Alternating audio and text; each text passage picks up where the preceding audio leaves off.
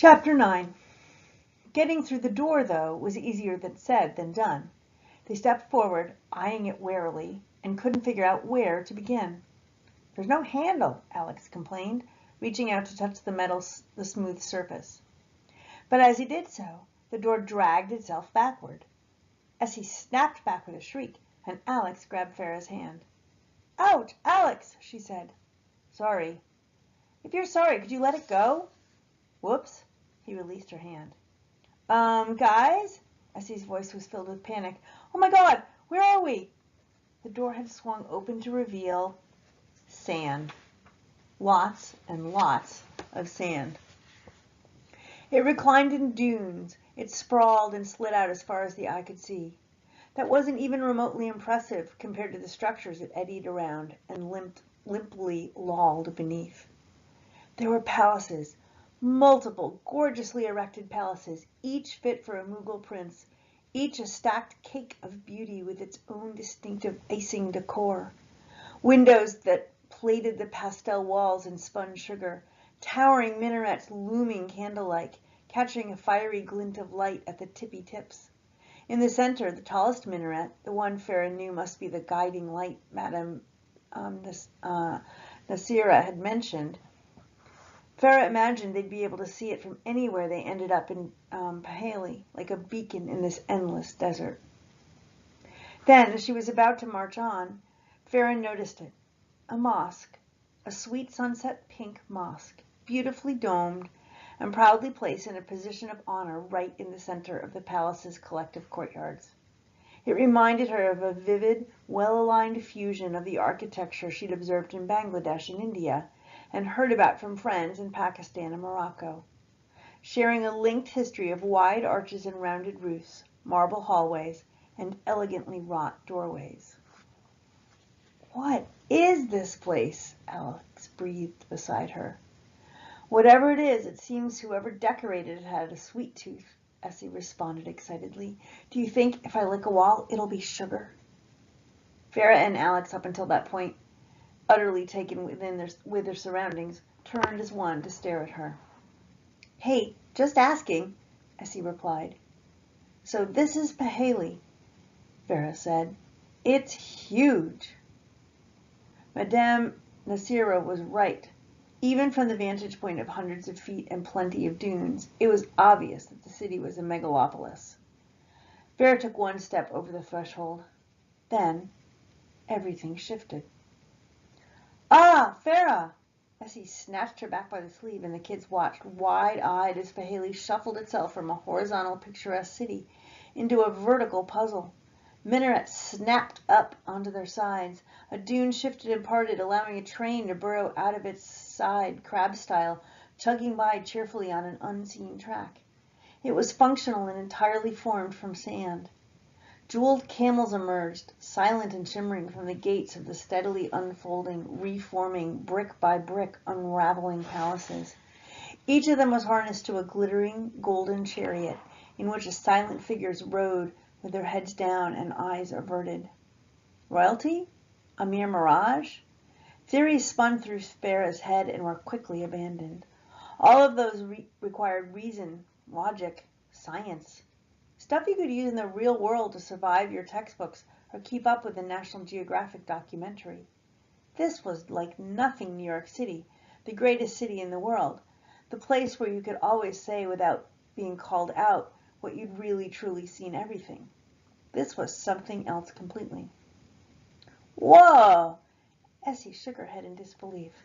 "So, are we all seeing this?" "Yes," Alex said. "Yes, Essie, we're all seeing this." That much was obvious in the fact that they had been so easy to find, a jewel barely embedded into the sprawling sands, right where they could stumble over it and draw it out, made Farah feel more in control of things.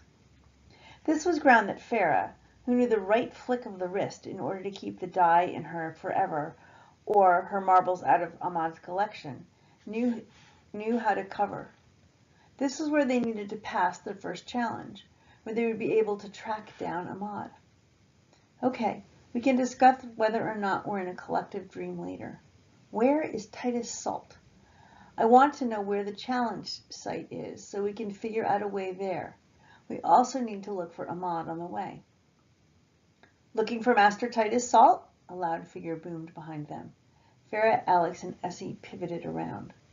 When Farah heard the name of Titus Salt, she somehow expected a boulder of a man, tall, firm, with a large brow and a wide scowl and muscles that were definitely made to cart aboard cargo and toss people off a plank head first, and maybe even crush walnuts without the need for a nutcracker. The Titus Salt that currently stood before them was none of those things, and yet it wasn't entirely reassuring to see how wrong she had been. Titus Salt was built low and lean. If anything, he reminded Farah, with a twinge of heartache and homesickness, of her Aunt Zora, lanky, with a long chin and thin face. His clothes were mottled, and his hair was so thin and wispy and flyaway as his beard. His lips were too red, the way Ahmad's looked after the third cup of fruit punch. The only similarity between the Titus Salt of Farah's mind and the man she was looking at right now settled in on one unpleasant trait. He had no desire to be nice at all. You would think, after witnessing Madame Nasira's giddy anticipation at finally being able to delegate tasks and pass on rules once again, this man might be equally excited to have fresh witnesses to the marvels of Mihaly, his pride and joy. But he wasn't. He held a set of cogs and a strange-looking tool. Mr. Salt, sir? Or do you prefer Titus? Alex stammered out. The man grunted. Mr. Salt, sir, Farah tried again. Madame Nasira told us to find you to get the location of our first challenge site. Essie snorted, looking in disbelief at the man. Titus regarded them for a moment with a thin, raised eyebrow. You came to play? Farah gulped before answering. Yes. You understand the rules? He asked. Win the challenges, you win the game, Alex said. You ruin my city when you win the challenges. You know that, right? My city has been untouched for so long. My beautiful clockwork moving the palaces at precise intervals. He lovingly rubbed a glistening clockwork piece in his hands, and Farah was nearly sure that it stroked back against his touch, a pleased, purring cat. The minaret has been silent, and that's how I prefer it. Now you're here, and it calls again. He looked down at them like they were dirt on the bottom of his boot. We'd appreciate it, Titus, sir, if you'd tell us where we need to go, Essie said. Essie was the one who took on rude strangers, who challenged other kids when they said mean things about someone's weight or height or scarf on their head. Farah grasped Essie's arm, her heart in her mouth. And activate the timepiece. Alex took it from his pocket and held it out. Titus spat red beetle juice out of the corner of his mouth. You think you're going to destroy my city? The architect put me in control of it, you know. But he wants to play this game, and we're ready, Farah said firmly. So tell us, and we'll be on our way. Titus snatched the timepiece from Alex's hands, dug a tiny brass key out of his pocket, and flipped the timepiece upside down. He jammed the brass key into a hole and turned it several clicks. The timepiece flew out of his hands and into the air, floating between them like a cloud of energy. It'll stay close to you. My clockwork is smart. Thanks, Alex stammered out. The Mihaly graveyard is where you'll find your first challenge, Titus said, striding off. Hope you enjoy bones. The minaret boomed so loud Farah almost fell over. Nearby Mihaly residents stopped to look at it and cheered. Sand grains formed words beneath their feet. Welcome to the Gauntlet of Blood and Sand. The first challenge begins in 1 hour. Chapter 10. The map vibrated in Farah's pocket, so she pulled it out and quickly unfurled it. The Mihaly graveyard glowed on the map like a compressed star caught in the paper. A sea of gravestones like half-moons poked out of the ground. It's in the northwest corner of the city, Essie said, peering over Farah's shoulder. Farah also scanned the map for Ahmad, spotting his tiny figure at the opposite end, poking around the city's third level. What are you doing there, Chakku? She thought. And how long will you stay? Let's go get him, Farah said. Do you think we'll have enough time? Alex said, pointing to the floating timepiece. We have to head in the wrong direction. That's toward the northeast, not to mention up. We have an hour, Farah reminded him. That should be enough time to go to the third level. It doesn't seem that far. Alex bit his bottom lip, preparing to disagree. What if we never make it to the We'll have to try to look for him. We have to try to look for him, please. Farah fought away tears and the lump that rose in her throat. Ahmad's chubby face flashed in her head. But how do we get up to the other layers of the city? Essie asked. I don't know. We can ask. Farah re-rolled the map and jumped to her feet. She walked up to the first person she saw, a woman who waltzed in circles in front of the minaret. Excuse me? Farah said softly. The woman turned abruptly. She had dark skin and light eyes, her face crinkled and reminding Farah of a used paper bag. When she opened her mouth to speak, Farah noticed she was missing teeth here or there, a fence with lost planks. Are you one of the players? The woman asked in a scratchy voice. Yes, Auntie, I am, Farah said politely. Oh, it's been so long. I thought we'd never have a team come again. She swept Farah up into an awkward hug. I thought we'd never have the chance to get out of here. Auntie, can you help us? Farah squeaked from inside the woman's grasp. How do we get up to the other levels of the city? The woman barely softened her grip. The stairs are the fastest. She pointed to a series of carved dark gray marble arches that rose up toward the sky, each one higher than the next. The striking shape they made against the sand-swirled sky reminded Farah of the silver slinky Aunt Zora had gifted Ahmad at Eid last year. Before he had completely tangled it up, of course. Within the arches, the steps looked steep and sleek, easily intimidating, especially for small bodies with smaller feet. Farah wondered how her baby brother could have managed them at all. Otherwise, you can wait by the rail. It may be a while. Farah looked at Alex and Essie, and they took off running. Thanks, Farah shouted. They barreled up the first staircase, with the timepiece puttering behind them like a tiny shadow. Between each set of steps was a long, narrow hall, encased in darkness except for the shadows from the intricate carved latticework that marked the halls, letting the smallest bits of light in to guide their path, and casting spiderweb-like shadows on the slick marble floors. Essie and Alex stopped to marvel at the beauty of the jollies. To Farah, they were familiar, reminding her of the ones she'd seen when her parents took her to the Taj Mahal in Agra. Guys, she said, trying to be patient, we have to hurry. We don't have time. But Alex wasn't listening.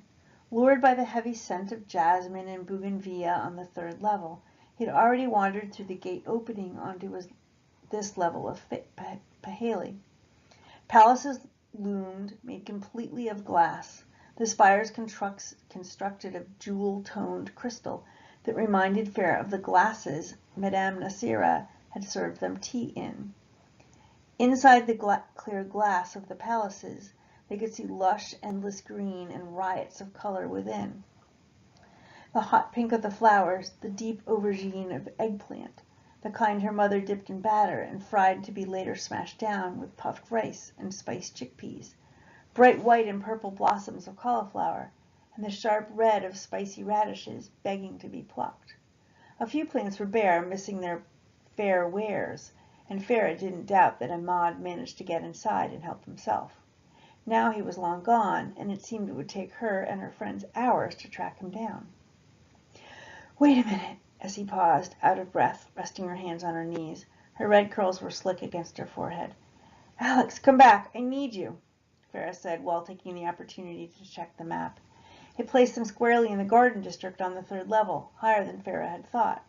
Alex rushed back over. They both peered into the map, searching every spot for Ahmad. He moved fast. He should be up here, Farah said. Alex tapped the thick paper. See, he's not on this level anymore. He's gone up higher, to the 7th floor now. Okay, let's go. Farah jumped up. Look at the timepiece, Alex said. It's half empty. We have to go to the graveyard for our first challenge. But Ahmad is so close. Farah looked between the two of them. Alex impatient and shuffling with his scuffed sneakers, and Essie, who put on as genuinely earnest a face as she could muster up. We'll be stuck here if we don't, Alex said. We have to go, added Essie, panting. Vera couldn't deny the sinking feeling in her gut or her friend's words. She hated to turn away from the task of finding Ahmad. She knew she had to. She shrugged her shoulders. Okay, fine. Vera sighed and let Essie's hand drape over hers. We'll keep looking, I promise, Essie said. We will win and find Ahmad. Maybe we will finish the first challenge quickly, then we can come back here. If he's even on this level, Vera grumbled. Farah, Alex, and Essie retraced their steps back down the massive staircases and back into the city center on the first level. Farah took out the map and they figured out the best route to the graveyard, past the main minaret, which would no doubt flare with their challenge warning shortly, and the police headquarters and school, then right through the park that bordered the graveyard. We have to hurry, look at the timepiece. The sand has almost moved to the other side. Alex sprinted ahead with Farah right behind him. Essie heaved a deep sigh, rubbing her hands briskly on her mussed shirt, and followed.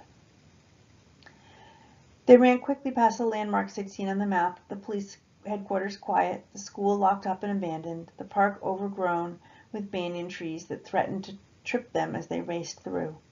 Then, at the edge of the park, the wiry arms of the trees gave way to a wrought iron fence, space scattered with headstones and elevated white marble mounds.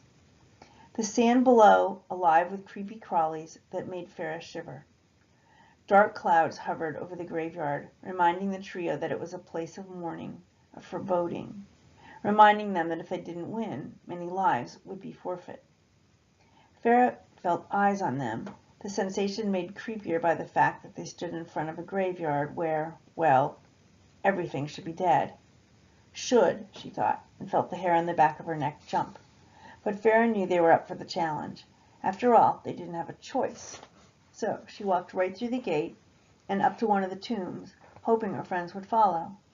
With her long sleeve, she eased away some of the thick dust that marked the timelessness of the place. The giant marble box was etched with words in Bengali and Arabic, things Farah couldn't even begin to decipher, even though she'd learned a bit of the complex written language from her dad before work made him too busy to teach her anymore.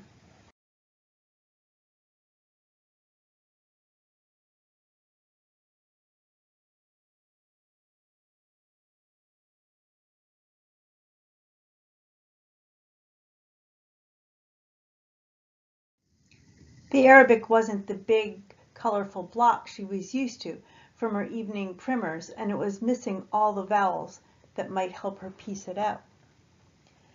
What does it say? Essie asked, and Farah shrugged as Alex pointed frantic towards the wrought iron gate they had walked through. A small mechanical balloon bobbed in front of the gate. It winked with sunlight, sharp against the stormy clouds that hovered above, and held slivers of paper that said, "Read me." Farah grabbed the paper and read the typewritten message aloud. "Beware the holes, especially the bones, and take care of the jewels." "What's that supposed to mean?" Essie said. Farah turned the paper over. "Play a game of Mangala, sometimes called Mancala, depending on where you're from. Object: get the most gems in your store." "Well, guys," Farah asked as she reached down to gingerly pocket the device, "any thoughts? Is anyone else freaked out by the mention of bones and—" "What was that?" Alex said. The minaret flared like a giant sparkler. The ground beneath them began to shift and quake. The sand buckled and writhed, and with a scream, Essie flung herself at Farah, grasping at her arm to keep her anchored. Alex gripped Essie's free hand tightly. They squeezed their eyes shut and lowered their heads as the wind whipped itself up into a shrieking pitch, flinging about handfuls of sand and grit that ricocheted off their cheeks and scratched ominously against Farah's silk scarf. "What is this, an earthquake?" Farah had to scream at the top of her lungs, and even then her voice was wrenched from her and broken over the knee of the chaos surrounding them. Before she could get an answer, the grave beneath her feet began to open right up, swallowing her whole. "Why?"